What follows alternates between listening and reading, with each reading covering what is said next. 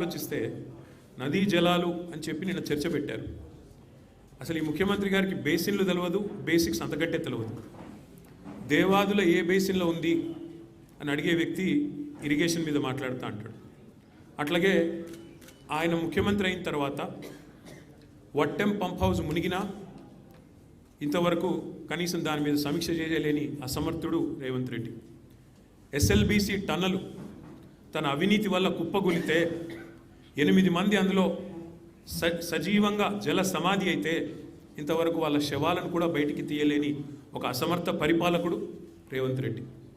Sunkishala retaining వాళ్ళు పేక మేడలాగా కుప్పకూలితే ఏ సంస్థనైతే నిర్మాణం చేస్తోందో ఆ సంస్థను బ్లాక్ లిస్ట్ చేయాలి అని నీ డిపార్ట్మెంట్ స్వయంగా సిఫారసు చేసినా దాన్ని అమలు చేయలేని అర్భకుడు రేవంత్ రెడ్డి. అట్లాగే ఆయన పరిపాలన గురించి ఒక మాటలో కట్టే కొట్టే తెచ్చే అన్నట్టు చెప్పాలి అంటే ఏమున్నది పరిపాలన గొప్పతనం ఈ 2 ఏళ్లలో? పేల్చివేతలు, కూల్చివేతలు, ఎగవేతలు. మనం ఎన్నో చూసాము చరిత్రలో. కానీ ఇంత చెత్త ప్రభుత్వం, చెక్ డ్యామ్లను పేల్చేసే చెత్త ప్రభుత్వం బహుశా భారతదేశంలో కాదు, ప్రపంచంలో ఎక్కడ ఉండదు. ఎవరైనా నిర్మాణాలు చేస్తారు, మీరు విధ్వంసం తప్ప మీకేమి తెలియదు.